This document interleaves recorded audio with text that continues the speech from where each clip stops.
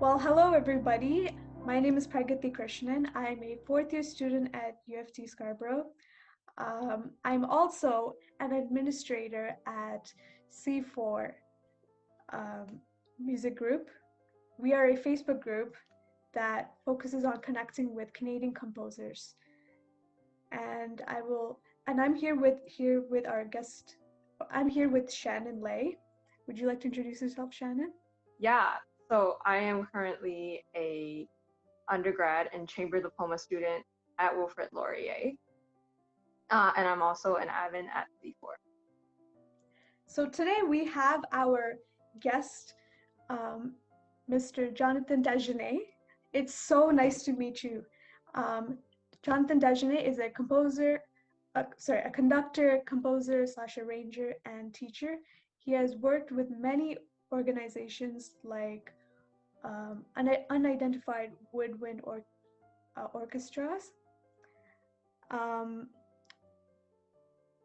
Montreal Video Game Orchestra, and he is currently working as a composer at Alfred Music Publishing Company.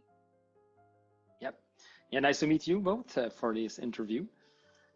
Yes, and it's the unidentified wind orchestra, not woodwind orchestra. So it's a wind orchestra. Yeah, no problem. It's the OVNI in French, the Orchestre Vents Non Identifié, a Montreal-based wind orchestra. That's right. So can you tell us about the name? How did you come up with it? And why did you co-found this orchestra? In fact, it's an orchestra I co-founded 15 years ago, and we wanted a special name, not only like the Montreal Wind Orchestra or something like that. And I was brainstorming with my friends, with my colleagues who wanted to start the orchestra with me, and then we have OVNI. So in French, it's OVNI, and it's the same thing like a UFO. You know, a UFO in French is OVNI. So it's like a UFO for us in French is unidentified flying object. So it's like unidentified wind orchestra.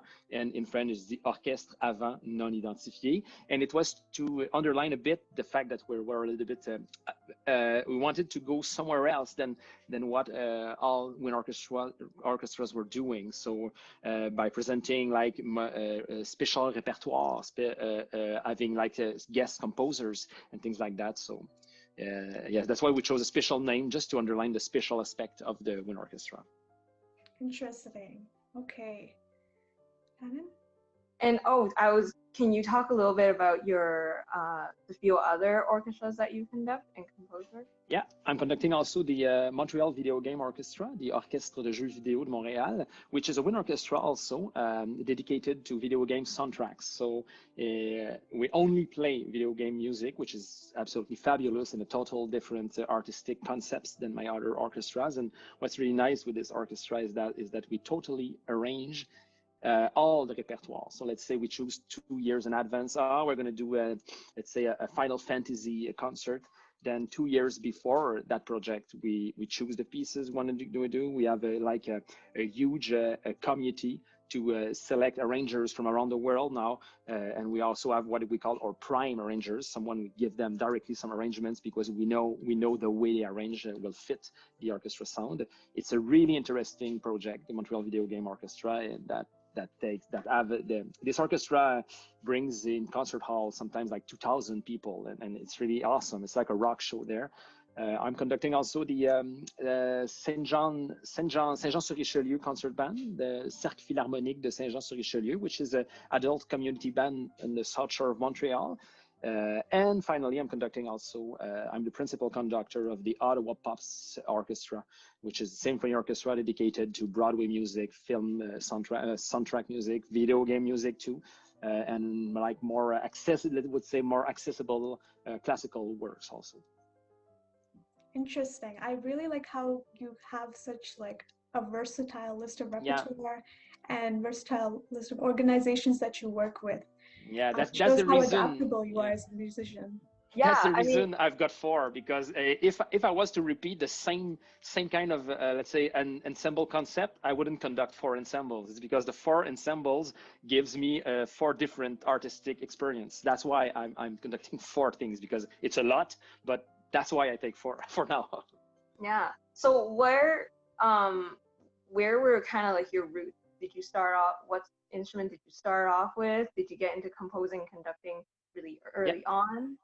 In fact, I began in high school in a concert band, like many of us did. I began as a trumpet player first, and then a French horn player. Then I switched to classical percussion when I was in grade 10, I think. So I already took a lot of versatility with a lot of instruments. So I studied in classical percussion, but I still played jazz trumpet in a jazz band while I was doing classical percussion in a concert band.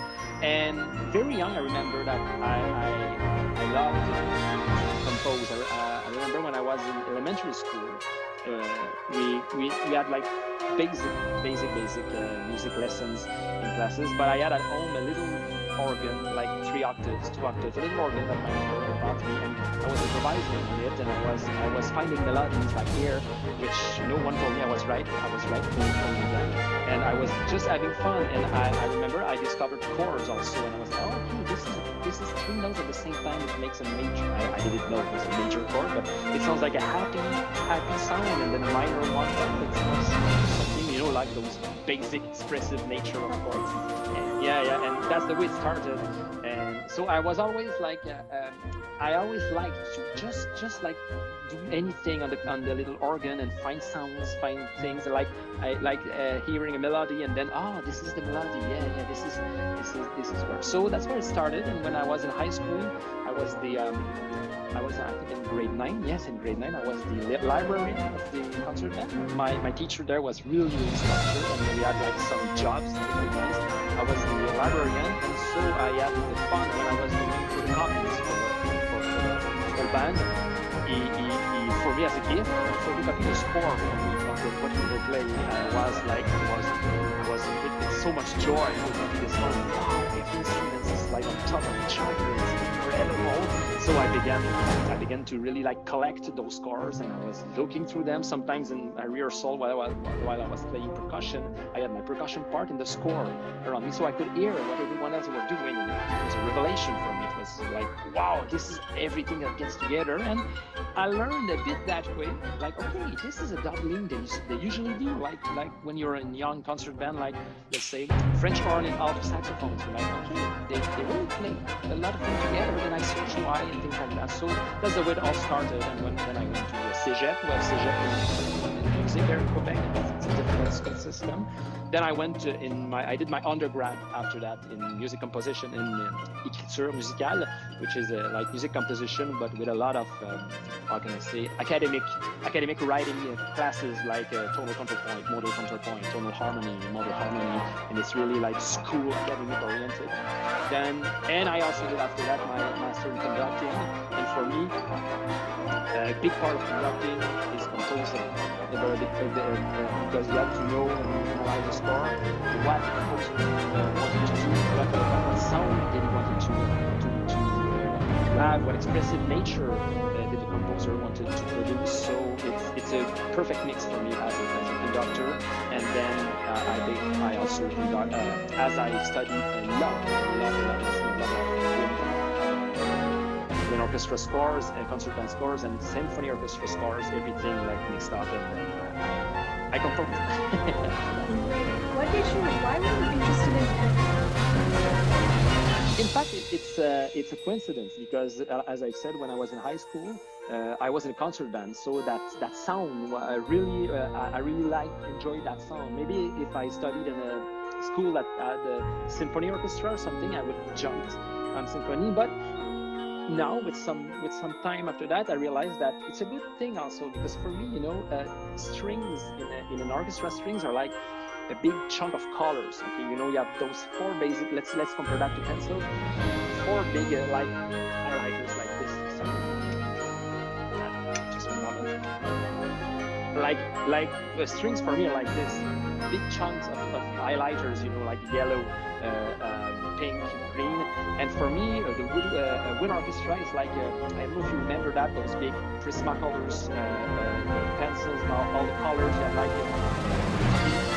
200 pencils with different colors. You have like dark brown, pale brown, yellow brown, gray brown. So for me, winds are like that.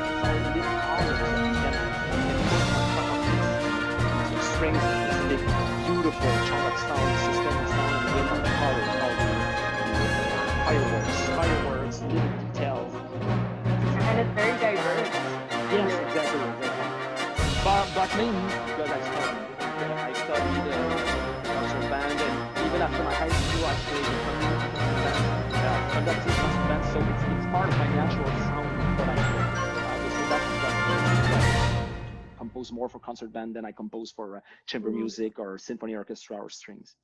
So then, as you were learning composition, and you were, let's say, writing in for instruments that you were less familiar with, so like strings, what were some of the like troubles that you had, or you find that most difficult learning to write? In fact, you just said it by asking the question, is because I know less of those instruments. It was less natural for me to know, okay, like, let's say a viola playing on this open string will sound like this, you know, like if I compare that to trumpet, I would know instantly for a trumpet, like, okay, from the low C to G, it's this big, beautiful flute round sound. From G to high D, it's more like a little bright sound, and then above the D, it's a really bright and loud sound. So for me, those things comes naturally with woodwinds, with brass, with woodwinds. But for strings, I had to go and hear my colleagues and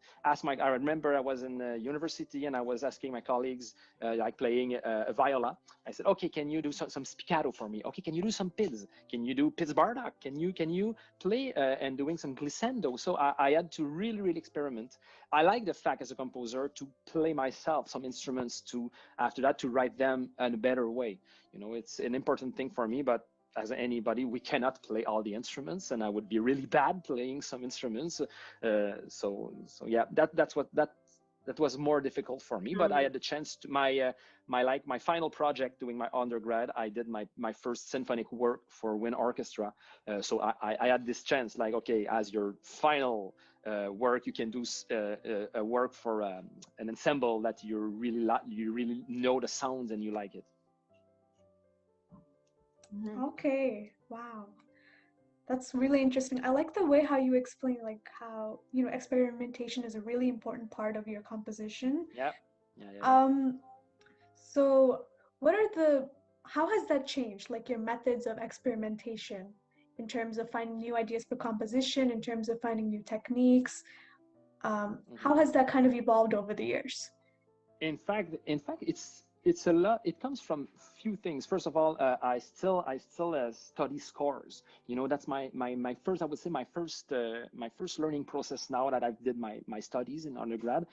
When I was in the university, it was through books and through like here in my library, I've got a lot of orchestration books, and I go back a lot of times to see some things. But now it's by studying scores. Let's say I hear something really interesting by going to a concert or like on YouTube, like this works, and I say, oh, I have to get my nose. I've got to have my eyes on this score. I want to check the technique, not to copy, because, you know, and it's not the goal to copy, but just to look.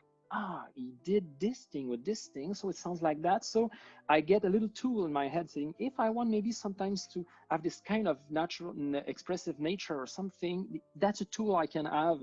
So without doing cut and paste, I can, like, it gets me, it inspire me after that to reach those things. So this is my first way. The second way is to listen to things. So sometimes, even when I don't have scores, I listen to some things and it gives me another color idea or a little another thing. Also, I've got my little idea, how can I say that, drawer. Is that a drawer where you put some files in it? You know, I've got like my little on my computer, and sometimes I've got a little music idea. I whistle it. I record myself with a recorder, a memo recorder on my cell phone, and then I really like to save all those little recording on a file on my computers, because sometimes, you know, when I compose as a composer, sometimes you have ideas, it goes well, and sometimes you hit that famous, like, I'm blocked. I don't know what to do. I'm blocked. So this little drawer is really important for me. I said, okay, what can, this idea was nice. Yes. So it's a way for me to always have ideas and things like that. Someone, it's in the middle of the night. I wake up and I've got something in my head. I whistle it. I have to keep this idea. Sometimes also it's weird the way the brain is done, because sometimes this happens. I whistle it, and then 2 days after I'm like, oh, no, this is a quote from that movie. Oh. Like I whistle something or I sing something and I say, no, it's way too close. That's why my brain went there, because like I've watched this movie 1 week ago or something. So I use a lot of my critical thinking about, because it's really important for me not to copy things and not to like to always evolve in music, doing something. So sometimes I have to be really criticize my work, saying, this is way too close, like to Stravinsky's Rite of the Spring or something like that. So I'm like, back off, just to. But it's good to be inspired by a great composer, what they did, but always put with this inspiration your own creativity that goes there. So your ideas, the way you really feel the music, what you want to express as a composer, what you want to communicate also to not only to the audience, but to the musician who will play the piece.